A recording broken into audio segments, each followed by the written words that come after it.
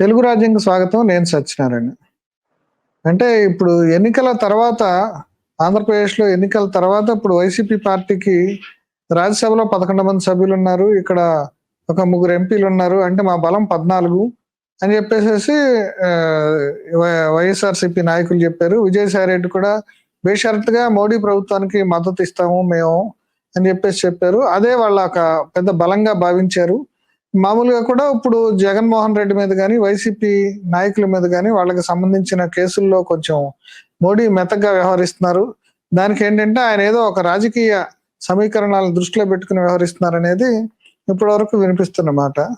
అయితే ఇప్పుడు నిన్న ఇద్దరు ముఖ్య నాయకులు వాళ్ళిద్దరిలో ముఖ్యంగా మోపిదేవి రాజ్యసభ సభ్యులు మోపిదేవి వెంకటరమణ, మస్తాన్ రావు.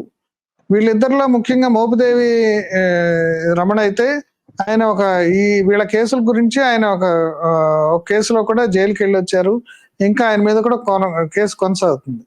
ఇట్లాంటి ఇద్దరు నాయకులు రాజ్యసభకి పార్టీ సభ్యత్వానికి రాజీనామా చేసి బయటకు వచ్చేసారు. అట్లాగే ఒక ఎమ్మెల్సీ కూడా పోతుల సునీత కూడా బయటకు వచ్చేసారు. ఇప్పుడంటే వాళ్ళు అట్లాగే ఇంకా చాలా మంది ఇట్లా ఉన్నారు. అంటే దీనికి అన్నిటికి కారణాలు ఏంటి, అసలు జగన్ ఇప్పుడు వైఎస్ఆర్సీపీ పార్టీ భవిష్యత్తు ఏం కాబోతుంది, ఈ అంశాలన్నీ మనతో చర్చించడానికి రాజకీయ విశ్లేషకులు పోతుల బాలకోటయ్య గారు మనతో ఉన్నారు. ఆయన అడిగి మరిన్ని అంశాలు తెలుసుకుందాం. లంకేశ్వరుడు ఓడిపోయినాక అంటే రావణాసురుడు ఓడిపోయినాక లంక ఎలా ఉంది, అదండి ఎలా ఉంటుందని భావిస్తాం. అదండి దుర్యోధనుడు ఓడిపోయినాక కౌరవ సామ్రాజ్యం ఎలా ఉంది అంటే ఈ చరిత్రకారులు ఏంటంటే యుద్ధం వరకే రాశారు తప్ప ఓడిపోయిన తర్వాత లంక ఎలా ఉందో రాయరా. అదేలేండి. ఇప్పుడు ఇది కూడా అంతేనండి. ఇప్పుడు నాకు తెలిసి రాజకీయంగా భీభత్సమైన ఓటమికి గురైన తర్వాత పార్టీ నిలబడటం అనేది కొంచెం మనుగడ కష్టమేనండి. మీకు సార్ ఎత్తులో ఉన్నప్పుడు మాట్లాడే మాటలు వేరు, కింద దిగువలో ఉన్నప్పుడు మాట్లాడే మాటలు వేరు. మీరు 151 సీట్లు వచ్చినప్పుడు జగన్మోహన్ రెడ్డి గారి యొక్క మాటలను కానీ ఆయన హావభావాలను కానీ మీరు వినుంటారు. అసలు ఆయన ఇలా నెత్తి మీద చేయి పెట్టి ఏలు పెట్టుకొని ఏం బీక్కుంటారో బీక్కోమన్నాడు. కొప్పుంటే పూలు పెట్టాలండవు, చొక్కాలు మడతేయండి అండవు, లుంగీలు పైకెత్తండి అండవు, నా కార్యకర్తలకు బీపీ వస్తుంది అండవు, నేను ఏదైనా చేస్తాను అన్నాడు. నేను లేనప్పుడు చంద్రబాబు నాయుడిని అరెస్ట్ చేశారు అని అన్నాడు. మరి ఈ రోజున ఓడిపోయి 11 సీట్లు కుదేలైన తర్వాత పక్కన జగన్మోహన్ రెడ్డి గారే ఓటమికి కారణాలు తెలియక నేను ఎందుకు ఓడిపోయానని కుడివైపున ఒకసారి ఎడవైపున ఒకసారి చూసుకుంటున్నాడు. రెండోది ఈవీఎంలు ఓడించింది, ఈవీఎంలో మాయ జరిగిందని చెప్పేసి అంటున్నాడు. మూడోది 40% ఓట్లు వచ్చినాయి, పర్వాలా నాకు నేను బాగున్నానని చెప్పేసి ఆయనే భరోసా ఇచ్చుకుంటున్నాడు. ఇంకెందుకుంటారు సార్ అంటే ఒక విజన్ లేకపోకుండా ఒక సమీక్ష లేకపోకుండా ఉంటే ఏముంటారు చెప్పండి. 11 మంది రాజ్యసభ సభ్యులు ఆల్రెడీ 6-8 మంది వెళ్ళిపోతున్నారు. ఇద్దరు ఆల్రెడీ నిన్న రాజ్యసభ చైర్మన్ ని కలిశారు, రాజీనామా ఇచ్చేశారు. బేదా మస్తానరావు గాని మోపిదేవి వెంకటరమణ గాని వాళ్ళు రాజకీయంగా వాళ్ళ పనులు వాళ్ళు చూసుకున్నారు. ఎవరు ఏ పార్టీలో మాట్లాడుకోవాలో ఆయా రాజకీయ పార్టీలో కలుస్తున్నారు. అక్కడ 11 మంది రాజ్యసభ సభ్యులు పోయిన తర్వాత ఆల్రెడీ 4 ఎంపీలు టచ్ లో ఉన్నారు. ఆఖరి వైఎస్ అవినాష్ రెడ్డి గారు కూడా టచ్ లో ఉన్నాడు. ఇక్కడ 11 మంది ఎమ్మెల్యేల పరిస్థితి బాగలా, ఎమ్మెల్సీలో ఉన్న పరిస్థితి బాగలా. ఇంకా ఏముంటుంది సార్. పైగా ఉన్నాడంటారు అవినాష్ రెడ్డి బీజేపీకి టచ్ లో ఉన్నాడు. మీకు ఒక సమాచారం తెలుసో లేదో మరి, ఆల్రెడీ ఇది చర్చ జరుగుతుంది. మన ఎంపీ విజయసాయి రెడ్డి గారు అమిత్ షా గారి టచ్ లో ఉండి అప్రూవర్ గా మారే ప్రయత్నం చేస్తున్నారు. చెప్పారు, మీరే చెప్పారు. ఈ వైసీపీ ప్రభుత్వ పరిపాలనలో కొన్ని అంశాలనే ప్రభుత్వానికి, కేంద్ర ప్రభుత్వానికి సహకరించే రీతిలో అప్రూవర్ గా మారే ప్రయత్నం చేస్తున్నారు.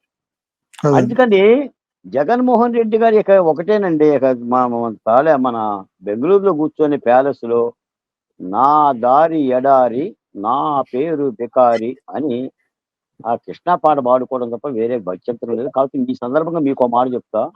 ఇప్పుడు భారత్ చాలా బాధ్యతతో ఉండాలి. జగన్మోహన్ రెడ్డి గారి భార్య భారతి, ఇద్దరు బిడ్డలతో పాటు ఈయన కూడా ఒక బిడ్డగా భావించి ఈయన మానసిక స్థితిని, ఆరోగ్య పరిస్థితిని కూడా కాపాడుకోవాలి. నాకు తెలిసి జగన్మోహన్ రెడ్డి గారు పువ్వుల మిని చోట కట్టెలు అమ్మలేడండి. ఓటమిని భరించలేడండి. ఎందుకంటే ఇది ఫ్యాక్షన్ తాలూకా రాజకీయం ఎలాగనే ఉంటుందండి. పైపెచ్చు పక్కనున్న సహచరులు ఎంపీలు, ఇప్పుడు మీకు మాట చెప్తాను, ఆఖరికి బీసీ కృష్ణయ్య గారు కూడా వెళ్ళిపోతున్నారు. బీసీ కృష్ణయ్య గారు, ఈయన నమ్మిన గొల్లా బాబురావు, వీళ్ళందరూ వీరాది వీరులుగా సార్ మొన్నటిదాకా. రాష్ట్రానికి ఏం తెచ్చారు, రాష్ట్రాన్ని ఏం అభివృద్ధి చేశారు, ఏమైనా నిధులు తెచ్చారా తేలేదా తర్వాత సంగతులే కానీ, జగన్మోహన్ రెడ్డి గారు ఎక్కడ వచ్చబోతే అక్కడే వీళ్ళు వచ్చబోసింది. ఆ పోతులు సుజాత ఎమ్మెల్సీ గారు కూడా ఏం మాట్లాడారు, నేను నిన్న ఒక వీడియో విన్నాను సార్, మరి దారుణం. ఆ పోతులు ఎమ్మెల్సీ పోతులు సుజాత గారు భువనేశ్వరి దేవి గారిని, నారా బ్రాహ్మణ్ గారిని తాగుబోతులని సంబోధించిందండి. నాకు మైండ్ బ్లో, నా మైండ్ పోయిందండి. ఎంత స్క్రిప్ట్ రాసినా కూడా ఒక ఎమ్మెల్సీ ఆడకూతుర్ల మీద అయ్యయ్యో వీళ్ళు ప్రజాప్రతినిధులండి, మరి వీళ్ళు ఏ పార్టీలో చేరతారు సార్, ఆ పార్టీలు ఎలా తీసుకుంటాయా ఏంటో మంచి చెడు అదంతా ఒక అంశం అయితే, నాకు తెలిసి ఇప్పుడు ఈ పార్టీ నిలబడటం అనేది కొద్దిగా భవిష్యత్తు, వైసీపీ భవిష్యత్తు ప్రశ్నార్థకమేనండి. కేవలం జగన్ కి అధికారం పోయిందనే వీళ్ళు వెళ్ళిపోతున్నారా, లేదంటే ఇప్పుడు ఆయన ఇంకేదైనా వేరే కారణాలు ఉన్నాయంటారు? అంటే అధికారం పోవటంతో పాటు వైసీపీ పార్టీ భవిష్యత్తు కూడా క్వశ్చన్ మార్క్ అయిపోయిందండి. జగన్మోహన్ రెడ్డి గారి భవిష్యత్తు కూడా క్వశ్చన్ మార్క్ అయింది. ఎందుకంటే ఇప్పుడు ఆషామాషిగా ఉండదు. నాకు తెలిసి చంద్రబాబు నాయుడు గారి ప్రభుత్వం, కూటమి ప్రభుత్వం కూడా జగన్ను వదలదండి. మీకు ఒక మాట చంద్రబాబు నాయుడు గారి మాటల్లో చెప్తా. చంద్రబాబు నాయుడు గారు ఏమన్నారంటే మొన్న కేబినెట్ సమావేశం తర్వాత, ఈ భూతాన్ని భూస్థాపితం చేయాలి అని అన్నాడు ఆయన. ఆయనకి కొంత జ్ఞానోదయం కలిగిందండి. 53 రోజుల జైలు జీవితంలో రాజమండ్రిలో మన బుద్ధ భగవానుడు బోధి వృక్షం దగ్గర కూర్చున్నట్టుగా, ఇక సాంప్రదాయ రాజకీయాల కంటే సాంప్రదాయ వ్యతిరేక రాజకీయాలను కూడా అమలు చేయాల్సిన బాధ్యత ఆయన మీద పడింది. ఎందుకంటే చూస్తూ ఉంటే కుదరదనే పరిస్థితి వచ్చింది. తప్పనిసరిగా ఈ కేసులు కేంద్ర ప్రభుత్వం ఆధీనంలో ఈ కొద్దిగా కాస్త ముందుకు వస్తాయి. న్యాయస్థానాలు ఏ నిర్ణయాలన్నా తీసుకోవచ్చు. కాబట్టి తిరిగి వీటిని మళ్ళీ జయించాలి అని అంటే కొద్ది క్వశ్చన్ మార్కే. పైపెచ్చు కేంద్రం ఉన్న భారతీయ జనతా పార్టీలో ఇక్కడున్న ప్రభుత్వం భాగస్వామ్యం అయ్యింది, ఎన్డీఏ ప్రభుత్వం. ఈ ఆంధ్రప్రదేశ్ ఎన్డీఏ ప్రభుత్వంలో కూడా భారతీయ జనతా పార్టీ భాగస్వామ్యం అయింది. ఇప్పుడు జగన్మోహన్ రెడ్డి గారికి ఊపిరి సలపని పని అయ్యింది. వెరసి ఏమైందంటే పరిపాలన లోపభూయిష్టంగా ఉంది, ప్రజల చేత చేత్కరించబడ్డాడు, వాళ్ళ నాయకులే తిడుతున్నారండి చాలా మంది నాయకులు. అంటే ఈ మధ్యలో ఆయన కొంచెం హీట్ జనరేట్ చేయడానికి ప్రయత్నం చేశాడు కదండి. అంటే లా అండ్ ఆర్డర్ బాగాలేదని ఇప్పుడు ఆ పల్నాడు పోయి ఆ తర్వాత ఢిల్లీలో ధర్నాలు చేసి, అంటే కొంత హీట్ జనరేట్ చేసి కార్యకర్తల్లో ఇప్పుడు తను కూడా మళ్ళా ఏదో యాక్టివిటీ చేస్తాను, ఇప్పుడు 40% ఓట్లు ఉన్నాయి అనే ఒక ఆశ కల్పించినట్టున్నాడు కదా. మరి ఆయన సరే ఎందుకు వెళ్ళిపోతున్నారు? మీకు జగన్మోహన్ రెడ్డి గారు 2 అంశాల ముందుకు తెచ్చి తిరిగి ఊపిరి పీల్చుకునే ప్రయత్నం చేస్తున్నారు. నేను రాజకీయ విశ్లేషకుడుగా నాకు ఒక అనుభవం ఉంది కాబట్టి చెప్తున్నా మీలాంటి. ఒకటి, ఈవీఎంల మీద నింద. అంటే మనం ఓడిపోలేదు, ఈవీఎంల మోసం జరిగింది, మనం బలంగా ఉన్నాము కాబట్టి మనం 29లో మళ్ళీ వస్తాము. 2, మాకు 40% ఓట్లు ఉన్నాయి, 40% ఓట్లు ఉన్నాయి, వాళ్ళకు 10% తేడా ఉంది, మళ్ళీ రేపు పొద్దున తిరిగి పుంజుకుంటాం. ఈ 2 నినాదాలు ఎందుకు ముందుకు తెస్తున్నారంటే తిరిగి కార్యకర్తలనే నాయకులను కూడా పట్టుకోల్పోకుండా నిలబెట్టుకునే ప్రయత్నం చేస్తున్నారు.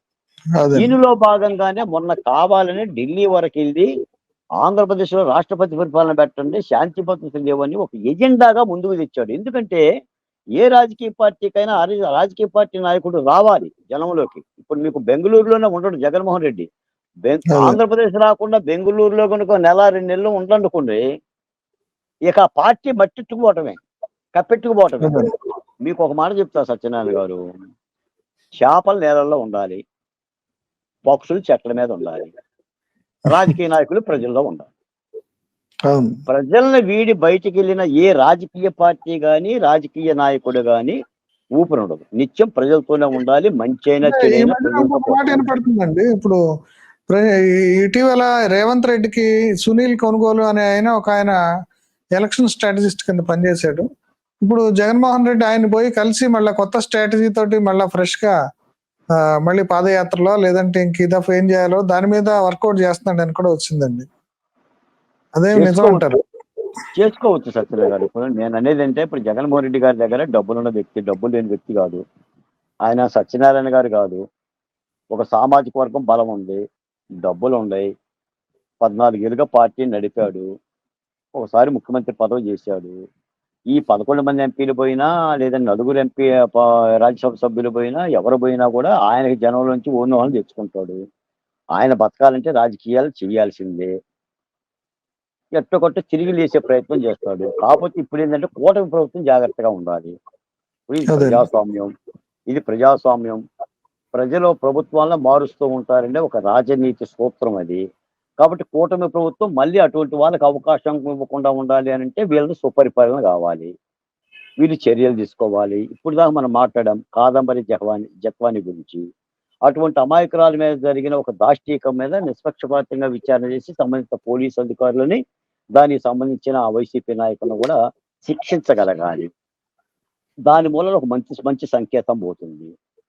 లేదు దీన్ని ఏదన్నా వీళ్ళు ఆఫీసర్లు వీళ్ళ మీద ఏం చర్యలు తీసుకుంటాం, అయ్యో చాలా పెద్ద పెద్ద ఆఫీసర్లు, ఐపీఎస్లు, ఐఏఎస్లు అని చెప్పని అధికారుల పట్ల కూడా నిర్లిప్తంగా ఉండి ఉదారవాదంతో ఉంటే తిరిగి అది కూటమి ప్రభుత్వానికి కానీ లేదా అధినాయకులు కానీ ప్రశ్న అవుతుంది. ఇవన్నీ ప్రజలు చూస్తారు. తప్పనిసరిగా వైసీపీ నుంచి వైసీపీ వైసీపీ నుంచి ఇంకెవరన్నా బయటకు వెళ్ళే అవకాశం ఉందా మీ సమాచారం ప్రకారం? దాదాపుగా నాకు ఉండేవాళ్ళు ఎవరుంటారని అడగండి సార్. అంటే ఇదే ఇప్పుడు ఈయన విజయసాయి రెడ్డి, ఇప్పుడు వీళ్ళు ఉన్నారు కదా, ఇప్పుడు ఎవరు బయటికి వెళ్తారు అని ఎవరు బయటికి వెళ్తారు అని అనటం కంటే ఇంకెంతమంది మిగులుతారని అడగడం బెటర్. ఏ ముఖ్య నాయకులు ఎవరెవరు ఉండే అవకాశం ఉందంటారు? పోనీ ఇటు నుంచి ఎవరు మాట్లాడితే. ఉండరు సార్. ఆ నలుగురు ఉంటారు సార్. ఆ సుబ్బారెడ్డి, ఇంకో రెడ్డి ఉండ కదా మన విజయసాయి రెడ్డి, రెడ్డి.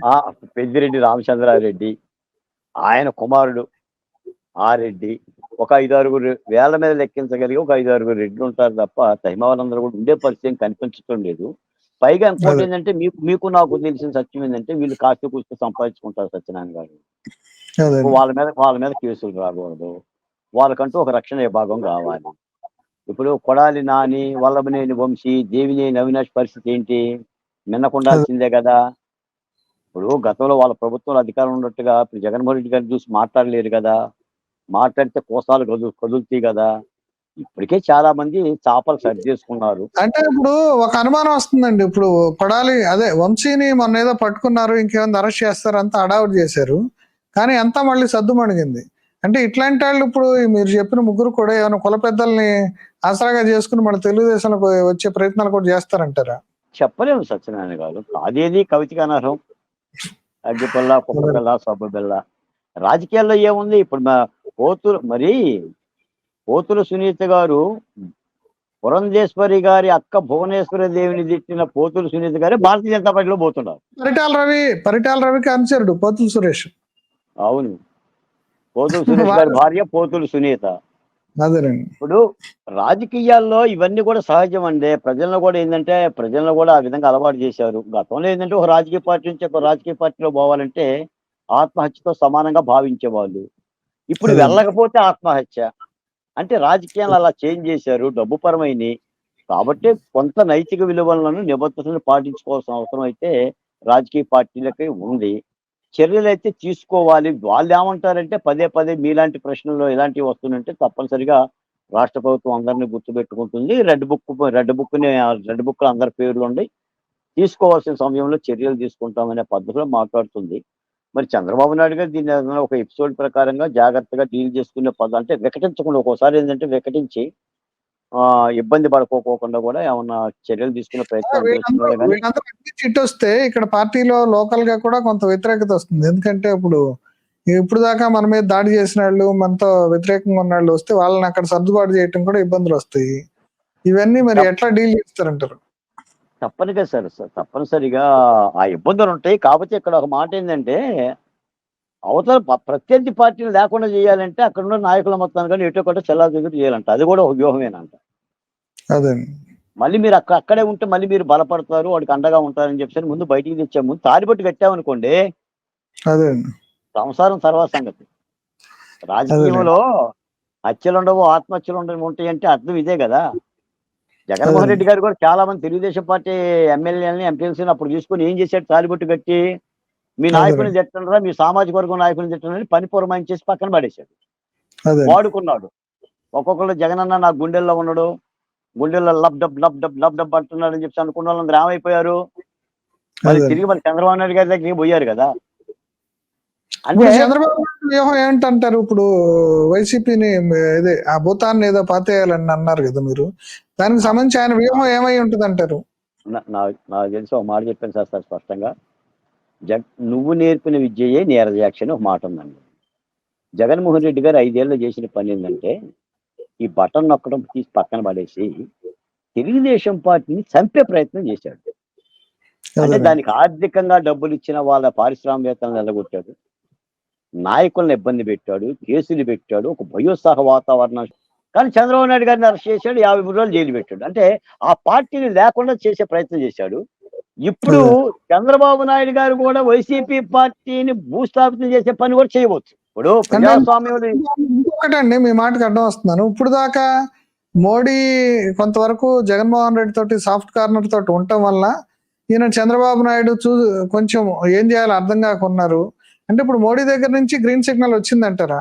ఆయన దగ్గర నుంచి గ్రీన్ సిగ్నల్ వచ్చినా రాకపోయినా కూడా ఈ చంద్రబాబు నాయుడు గారికి అవసరం అండి. ప్రత్యర్థి పార్టీ ఇక్కడ రాష్ట్రంలో వైసీపీ, ఇది కేంద్ర పార్టీ కాదు. వైసీపీ మూలాన భారతీయ జనతా పార్టీ మోడీ గారికి వచ్చిన నష్టం ఉండదు, లాభం ఉండదు. ఇక్కడ చంద్రబాబు నాయుడు గారికి నష్టం ఈ పార్టీ ఎదిగితే. అంటే ప్రత్యామ్నాయం అంటే కనబడాల్సిన పార్టీ మోడీ తెలుగుదేశం. తోటి మోడీ తోటి ఇప్పుడు తగాదా పెట్టుకునే పరిస్థితులు లేం కాబట్టి కొంచెం ఆ, అట్లా ఉండాలి అనే దాంతో దాన్ని అలుసుగా తీసుకున్నాడు జగన్ అనేది కూడా ఒకటి వస్తుందండి. ఇప్పుడు అంటే ఇంక ఇప్పుడు మోడీ గ్రీన్ సిగ్నల్ వచ్చినట్టేనా?